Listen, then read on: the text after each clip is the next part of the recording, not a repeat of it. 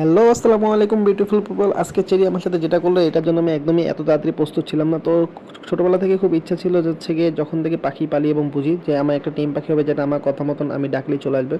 তো মূলত সেই জন্য আমার ঘরের হোম ব্রিড যে বাচ্চাগুলো ছিল সবগুলো বাচ্চা বিক্রি করে আমি একটা বাচ্চা রাখছিলাম, সেটা হচ্ছে চেরিকে। তো আপনারা চেরিকে মোটামুটি সবাই চেনেন যারা আমার আগের ভিডিওগুলো দেখছেন। তো চেরিকে দেখেন হ্যান্ড ফিডিং আসলে এই ভিডিওটা দেখে যতটা মনে হচ্ছে ইজি প্রসেস, অতটা ইজি এটা না। তো একটা বাচ্চাকে 4 বেলা খাওয়ানো, 5 বেলা খাওয়ানো এবং গরম ঠান্ডা ওর অনুভূতি বোঝার একটা ফিলিংসটা থাকা দরকার। তো এটা আসলে অনেক হার্ডলি একটা প্রসেস এবং লং প্রসেস। এটার জন্য আমি একা ধৈর্যহীন, আমি হলে পারতাম না। আমার ওয়াইফ আমাকে অনেক হেল্প করছে। তো দেখেন চেরি আজকে আমার সাথে কি করছে, লেটস সি। ও শাবাশ চেরি, চেরি, চেরি, ওয়াও, শাবাশ Cherry. So you deserve one kiss.